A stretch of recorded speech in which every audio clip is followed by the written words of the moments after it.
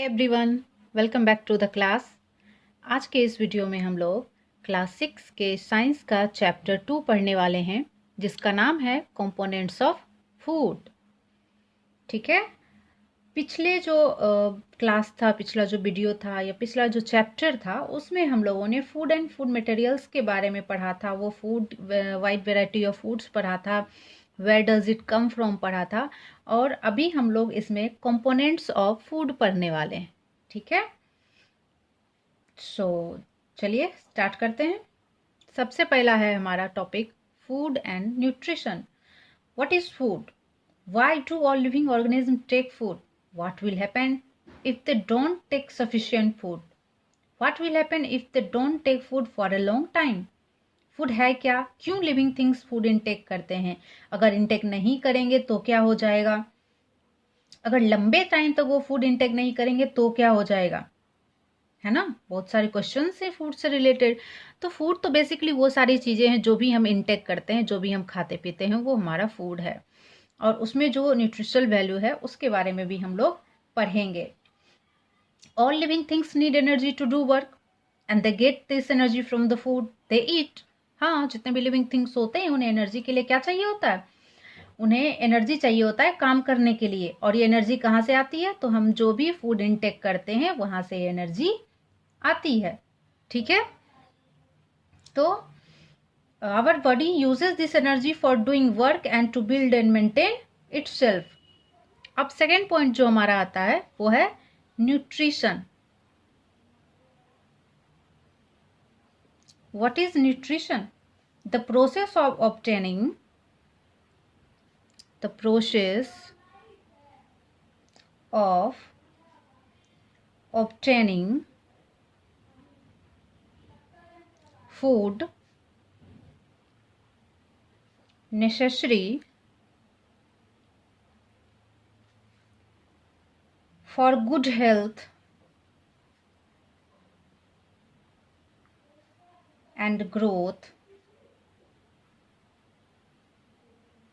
is called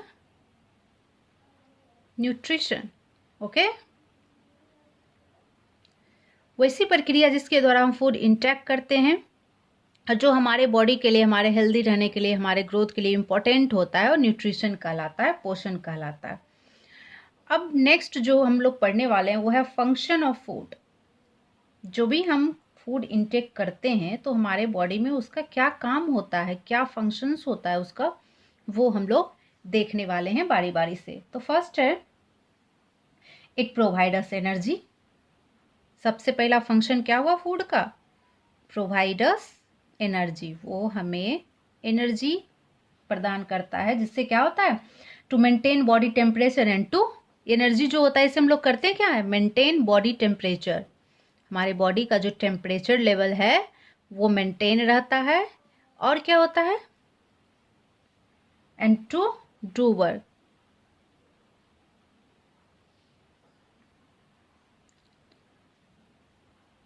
तो ये हो गया फर्स्ट। तो एनर्जी प्रोवाइड करता है जिससे हमारे बॉडी का टेम्परेचर मेंटेन रहता है और हमें काम करने के लिए एनर्जी मिलता है। सेकंड क्या हुआ? It help us in repairing और replacing the damaged cells and tissues. हमारे बॉडी में जितने भी डैमेज्ड सेल्स हैं और टिश्यूज हैं, repairing damaged cells and tissues, तो उसको रिपेयर करने में भी फूड हेल्प करता है। फूड की वजह से वो रिपेयर हो पाते हैं। ठीक है, नेक्स्ट है it makes new materials necessary for growth and reproduction. क्या करता है ये? ग्रोथ और रिप्रोडक्शन में necessary for growth and reproduction. Okay, तो नेसेसरी है ये ग्रोथ एंड रिप्रोडक्शन के लिए। फोर्थ क्या है? It help us to keep the body healthy. Help to keep the body healthy. Help to keep the body healthy. तो ये क्या करता है? हमारे बॉडी को हेल्दी रखने के लिए जरूरी होता है। ठीक है, चलिए, तो ये सब तो फंक्शन हो गया फूड का। अब हम लोग पढ़ने वाले हैं components of food and their functions in the body. Next जो हमारा टॉपिक है वो है components of food and their function. मतलब क्या, हम जो फूड इंटेक करते हैं उसमें क्या क्या से कंपोनेंट रहते हैं, उनका फंक्शन क्या होता है हमारे बॉडी में, तो उसके बारे में हम लोग अभी जानेंगे। ठीक है। The main components of food are carbohydrates. तो कंपोनेंट में क्या क्या आ गया, तो फर्स्ट आ गया कार्बोहाइड्रेट्स, सेकेंड आ गया फैट्स, थर्ड आ गया प्रोटीन्स, फोर्थ आ गया विटामिन्स, फिफ्थ आ गया मिनरल्स। ठीक है, तो ये सारे कंपोनेंट्स होते हैं। ठीक है, दिस आर कॉल्ड न्यूट्रिएंट्स। इन सबको कहा क्या जाता है, तो इन सबको कहा जाता है न्यूट्रिएंट्स। जितने भी कंपोनेंट्स होते हैं ना, उनको न्यूट्रिएंट्स कहा जाता है। आगे बढ़ते हैं। सबसे पहला जो हमारा कार्बोहाइड्रेट्स है उसके बारे में थोड़ा सा हम लोग जान लेते हैं। इसको कहा जाता है एनर्जी गिविंग फूड। कार्बोहाइड्रेट को क्या कहा जाता है, एनर्जी गिविंग फूड कहा जाता है। कार्बोहाइड्रेट जिस भी फूड मटेरियल में होते हैं। ठीक है, और ये क्या है, मेन सोर्स ऑफ एनर्जी है, एनर्जी का मुख्य स्रोत है। कौन, कार्बोहाइड्रेट। ठीक है, नेक्स्ट जो फैट होता है इसे भी एनर्जी गिविंग फूड ही कहा जाता है। तो एनर्जी गिविंग फूड के श्रेणी में कौन कौन आ गए, कार्बोहाइड्रेट एंड फैट। ठीक है, इसका इंपॉर्टेंट सोर्स ऑफ एनर्जी ये होता है। ठीक है, और इसका एक और काम होता है कि ये हमारे खाने में टेस्ट एंड फ्लेवर प्रोवाइड करवाते हैं। Provide taste and flavour. Okay, ये हमारे खाने में टेस्ट एंड फ्लेवर देते हैं। नेक्स्ट जो हमारा है थर्ड, प्रोटीन्स है। इसको बॉडी बिल्डिंग फूड्स कहा जाता है। प्रोटीन्स को बॉडी बिल्डिंग फूड कहा जाता है। ओके, तो प्रोटीन्स हमारे बॉडी में जो है बॉडी बिल्डिंग का काम करता है। तो इसका क्या काम है, growth and repair of cells. इसका काम जो है ना, ग्रोथ एंड रिपेयर करता है हमारे बॉडी में, ये वृद्धि करने में सहायक होता है, और जो भी डैमेज्ड सेल्स है ना उसको रिपेयर करने का भी काम करता है। कौन, तो प्रोटीन ये करता है।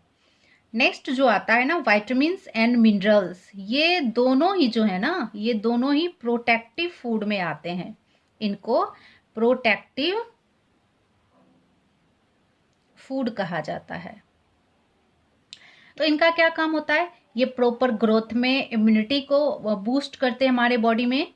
ठीक है, हमारे बॉडी में जितने भी केमिकल रिएक्शंस होते हैं ना सेल्स के अंदर, वो सब इनके द्वारा होता है। तो ये इम्यूनिटी बूस्ट करते हैं हमारे बॉडी में। इम्यूनिटी बूस्टर से कहा जा सकता है, और ये प्रॉपर ग्रोथ में सहायक होते हैं। हमारे बॉडी को अगर पर्याप्त मात्रा में विटामिन्स एंड मिनरल्स नहीं मिलेगा तो हमारा बॉडी प्रॉपर ग्रोथ नहीं कर पाएगा। ठीक है, तो ये हो गया। इसके अलावे भी कुछ चीजें हैं जो कि कंपोनेंट्स में आते हैं। तो 6th नंबर पे हमारा आ गया वाटर। वाटर क्या है, ये भी एक कंपोनेंट है फूड का। ये भी हमारे बॉडी के लिए बहुत ही ज्यादा नेसेसरी होता है। इसका काम क्या है, ये transport of nutrients from one part of the body to the, इसका काम ट्रांसपोर्टेशन का होता है। ये न्यूट्रिएंट को ट्रांसपोर्ट करता है बॉडी के एक पार्ट से दूसरे पार्ट में। और इसका क्या काम है, ये डाइजेशन में हेल्प करता है। एंड इसका काम क्या है, ये एक्सक्रीशन में भी हेल्प करता है। ठीक है, तो इसके कितने काम हो गए, ट्रांसपोर्ट में काम करता है, हमारे बॉडी में जो भी न्यूट्रिएंट्स उसको ट्रांसपोर्ट करता है एक जगह से दूसरे जगह, डाइजेशन में हेल्प करता है और एक्सक्रीशन में हेल्प करता है, और मीडियम के रूप में केमिकल रिएक्शन जो हमारे सेल्स के अंदर होते हैं ना उसमें भी ये हेल्प करता है। तो वाटर का भी मोस्ट इंपॉर्टेंट रोल है हमारे फूड ऑफ कंपोनेंट में। ओके, नेक्स्ट एक चीज आता है वो है रफेज। ठीक है। इसका बेसिकली कोई न्यूट्रिशन वैल्यू तो हमारे बॉडी में नहीं है, बट इसका बहुत बड़ा रोल होता है हमारे बॉडी में। इसका काम होता है ना डाइजेशन में हेल्प करना, हेल्प इन डाइजेशन। इसका क्या काम होता है? ये डाइजेशन में हेल्प करता है और कॉन्स्टिपेशन को प्रिवेंट करता है। ये कॉन्स्टिपेशन को प्रिवेंट करता है। इसका ये दो ही मुख्य काम होता है। किसका? रफेज का। कोई न्यूट्रिशन वैल्यू नहीं होता है, बट इसे इनटेक करना मोस्ट इम्पॉर्टेंट होता है because it help in digestion and prevent constipation. तो इस तरह से हम देखते हैं कि हमारे बॉडी में ये जो 7 कंपोनेंट्स हैं ये मोस्ट इम्पॉर्टेंट है, इनका होना बहुत ही ज़रूरी होता है। फर्स्ट है कार्बोहाइड्रेट्स, जिसे एनर्जी गिविंग फूड कहा जाता है। सेकेंड फैट्स है, इसे भी एनर्जी गिविंग फूड कहा जाता है। तो एनर्जी गिविंग फूड में 2 आ गए, कार्बोहाइड्रेट एंड फैट्स। थर्ड है प्रोटीन्स, इनको बॉडी बिल्डिंग फूड कहा जाता है। मतलब प्रॉपर प्रोटीन अगर इनटेक नहीं करोगे तो आपके बॉडी में ग्रोथ एंड रिपेयरिंग का काम नहीं हो पाएगा। उसके बाद वाइटामिन्स एंड मिनरल्स, जो ये प्रोटेक्टिव फूड है, दैट मीन्स हमारे बॉडी को ये प्रोटेक्ट करता है, इम्यूनिटी बूस्टर का काम करता है और प्रॉपर ग्रोथ में ये हेल्प करते हैं। नेक्स्ट आता है वाटर, ये ट्रांसपोर्टेशन, दैट मीन्स ट्रांसपोर्टेशन मतलब ये हो गया कि न्यूट्रिएंट्स को बॉडी के एक पार्ट से दूसरे पार्ट में ले जाता है, डाइजेशन में हेल्प करता है और एक्सक्रीशन में हेल्प करता है। उसके बाद आता है रफेज, ये डाइजेशन में हेल्प करता है और कॉन्स्टिपेशन को प्रिवेंट करता है। दैट मीन्स ये प्रॉपर डाइजेस्टिव सिस्टम इसकी वजह से प्रॉपर रूप से कंटिन्यूअसली हमारे बॉडी के अंदर हो पाता है।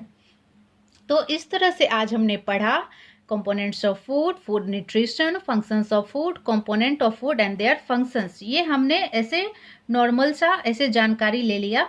अब हम लोग जो नेक्स्ट क्लास में पढ़ेंगे ना, वो बारी बारी से ये सारे जो कंपोनेंट्स हैं उसके बारे में, उसके सोर्सेज के बारे में अच्छे से पढ़ेंगे। ठीक है, तो आज के लिए इतना ही, मिलते हैं फिर नेक्स्ट क्लास में।